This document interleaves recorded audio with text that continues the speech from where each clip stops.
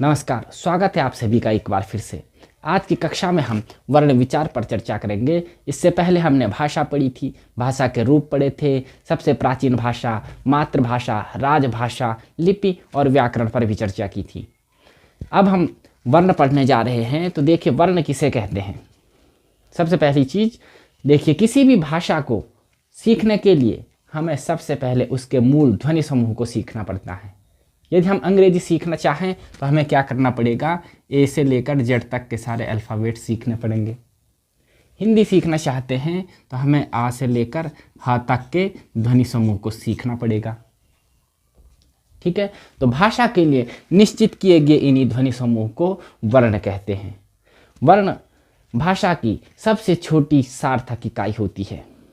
ठीक है, वैसे हम आमतौर पर कहते हैं कि भाषा की सबसे छोटी इकाई ध्वनि है, लेकिन इसके लिखित रूप को ही वर्ण कहते हैं। ठीक है, तो अब बात आती है वर्णमाला की। तो वर्णमाला किसे कहते हैं। वर्णमाला, आप शब्द पे ध्यान देंगे तो वर्णों की माला, वर्णमाला। तो इसकी परिभाषा होती है कि वर्णों के व्यवस्थित समूह को वर्णमाला कहते हैं। ठीक है, अब देखिए वर्ण के भेद। वर्ण के दो भेद होते हैं। ठीक है, पहला भेद होता है स्वर, दूसरा भेद होता है व्यंजन। ठीक है, स्वर और व्यंजन आपने शुरू से ही पढ़ा होगा। जब आप छोटी कक्षाओं में रहे होंगे तभी से आपको स्वर और व्यंजन का ज्ञान कराया गया होगा। तो देखिए, लेकिन फिर भी पढ़ लीजिए आप, महत्वपूर्ण है आपके लिए। तो स्वर क्या होते हैं। स्वर किसे कहते हैं, जिन ध्वनियों के उच्चारण में श्वास वायु हमारे मुख से बिना किसी रुकावट के निकलती है उन्हें स्वर कहते हैं। ठीक है, बिना किसी रुकावट के निकलने का तात्पर्य यहाँ पर यह है कि स्वरों को कहने के लिए हमें कोई ठोस मेहनत की आवश्यकता नहीं पड़ती। स्वर बड़ी आसानी से हम कह सकते हैं, स्वर स्वतंत्र होते हैं। ठीक है जी, तो स्वर कौन कौन से होते हैं आप सभी को पता है कि टोटल स्वर यानी कुल स्वर हमारे 11 होते हैं। कौन कौन से,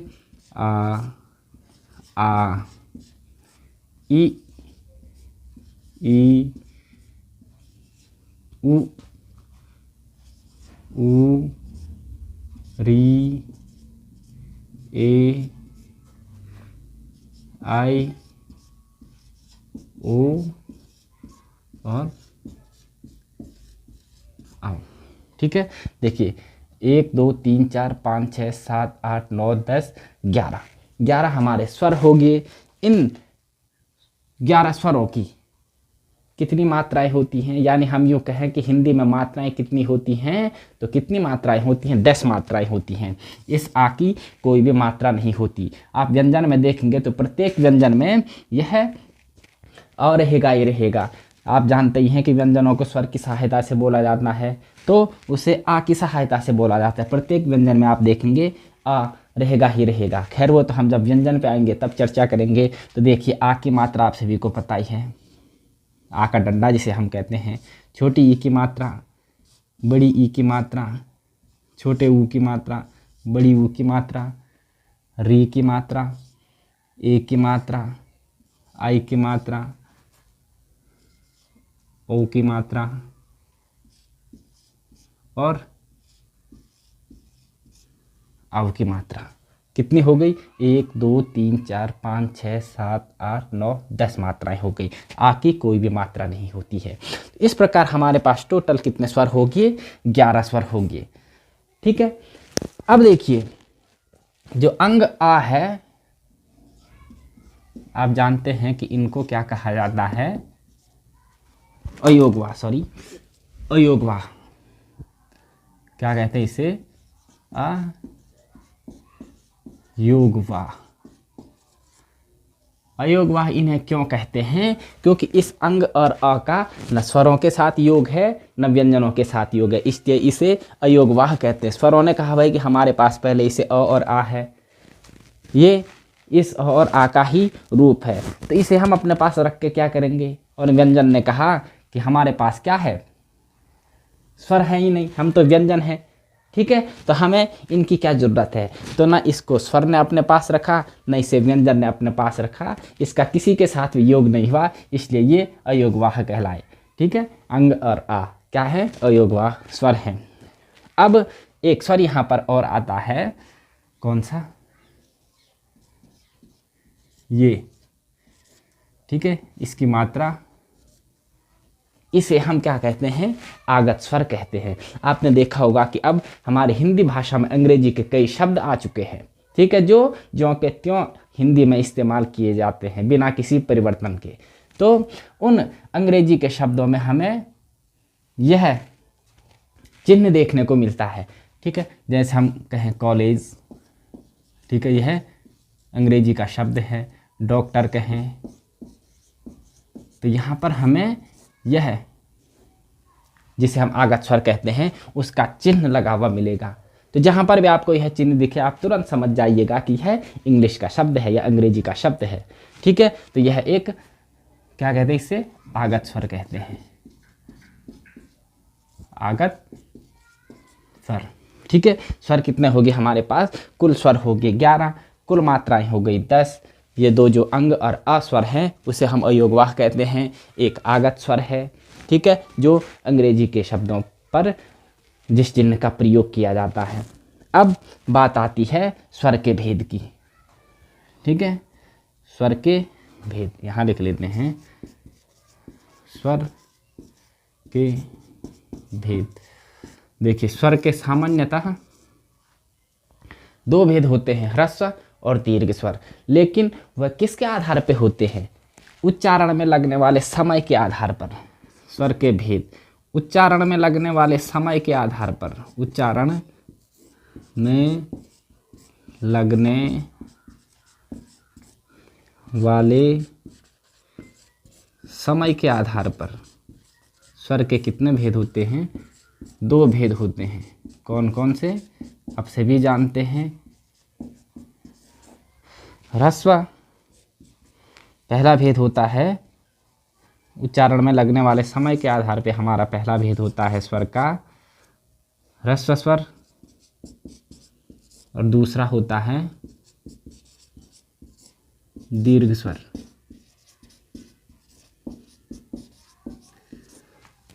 उच्चारण में लगने वाले समय के आधार पर स्वर के दो भेद हैं। पहला भेद है ह्रस्व स्वर, दूसरा भेद है दीर्घ स्वर। ह्रस्व स्वर किसे कहते हैं, ह्रस्व अर्थात छोटा, दीर्घ यानी बड़ा। तो ह्रस्व स्वर क्या हो जाएगा हमारा, अ, छोटा अ, छोटी ई, छोटा ऊ, री, ये क्या होगी हमारे ह्रस्व स्वर होगी। दीर्घ स्वर क्या हो जाएंगे, बड़ा आ, देखिए बड़ी ई, साथ ही क्या हो जाएंगे, बड़ा ऊ हो जाएगा, आ, बड़ी ई, बड़ा ऊ, ए हो जाएगा, आई हो जाएगा, ओ हो जाएगा और औ हो जाएगा, ठीक है।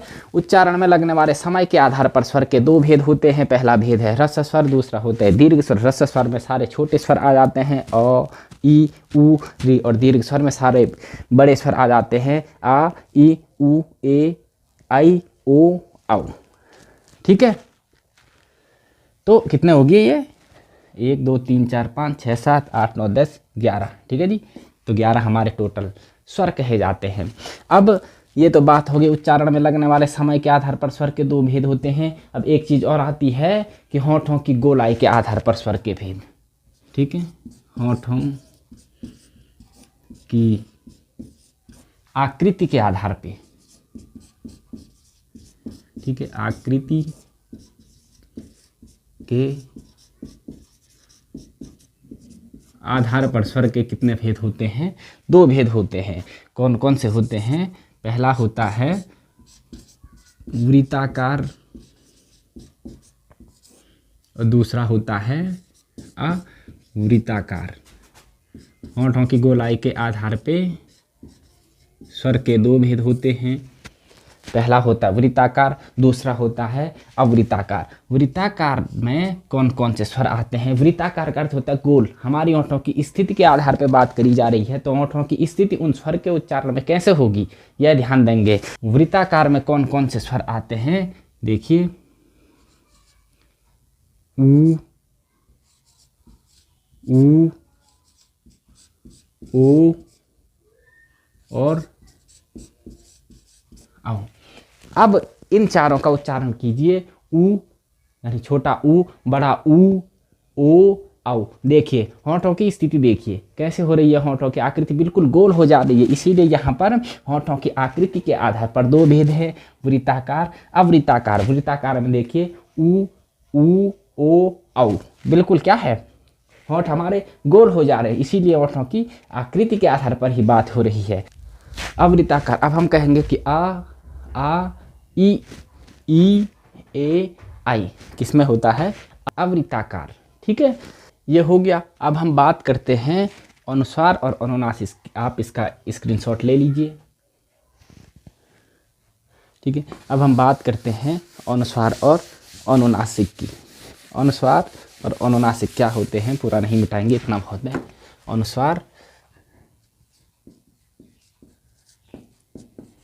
और अनुनासिक।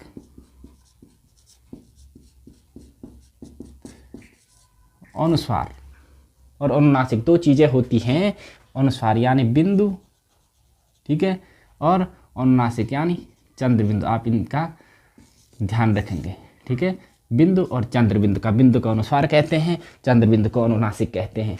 देखिए अनुस्वार क्या होता है कि जिन स्वर का उच्चारण करते समय श्वास वायु नाक से निकलती है, यानी हवा केवल नाक से निकलती है, उन्हें हम अनुस्वार कहते हैं। यानी जो बिंदु वाले शब्द आप देखेंगे, जैसे बिंदु वाले शब्द हो गए, कंठ हो गया, चंचल हो गया, ठीक है, मंद हो गया। तो आप गौर करें, इन्हें बोलते समय जो हवा है वह केवल नाक से निकल रही है। ठीक है, तो यहाँ पर जो बिंदु वाले शब्द हैं उन्हें हम क्या कहते हैं, अनुस्वार कहते हैं। अब जो अनुनासिक होता है, अनुनासिक में क्या होता है कि हवा हमारे नाक से और मुंह दोनों से एक साथ निकलती है। ठीक है, हवा मुंह से और नाक से एक साथ निकलती है। अनुस्वार में क्या होता है, केवल नाक से हवा निकलती है। अनुनासिक स्वरों के उच्चारण में क्या होता है, नाक और हवा दोनों से हवा निकलती है। अब देखिए अनुनासिक, जैसे आप कोई भी कहिए, जैसे जिनमें चंद्र बिंदु लगा हुआ हो, चांद। ठीक है, चांद नाक से और मुंह से दोनों से श्वास वायु निकल रही है, चांद है। साथ ही हम कहें माँ, कहें माँ, ठीक है, माँ। इससे भी आप देखेंगे, गांधी कहें, गांधी, गांधी। तो उसमें क्या होगा, हमारी जो श्वास वायु है नाक से भी निकलेगी और मुंह से भी निकलेगी। यही अंतर होता है अनुस्वार में और अनुनासिक में। ये बिंदु वाले शब्द अनुस्वार के उदाहरण हैं, चंद्र बिंदु वाले शब्द अनुनासिक के उदाहरण हैं। ठीक है, अब आते हैं हम व्यंजन पर।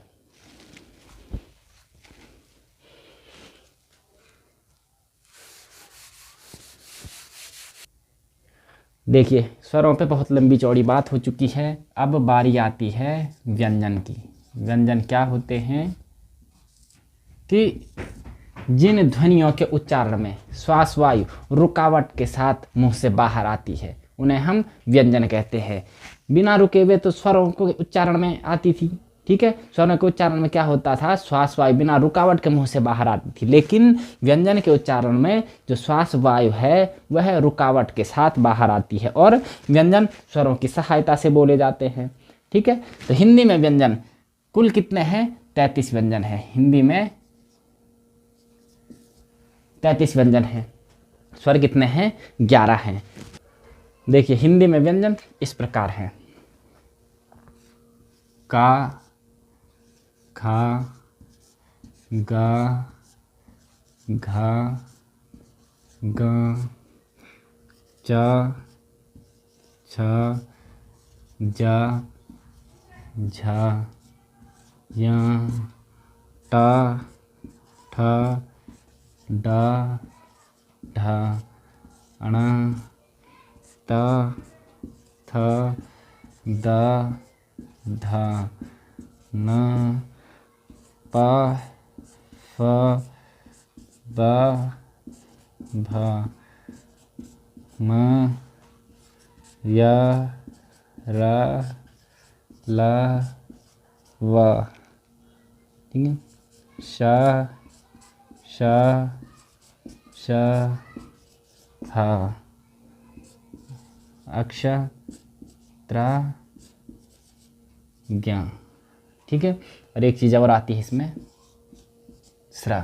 अब देखिए यहाँ पर हमने टोटल 33 वर्णों को लिख लिया है। 33 वर्ण कौन कौन से हैं और कहाँ तक हैं? देखिए 5 हमारे पास हो जाएंगे क वर्ग, जो का खा गा घा गा है इसे हम क्या कहते हैं? का वर्ग कहते हैं, क्योंकि यह है क्या है? का वर्ग है पूरा।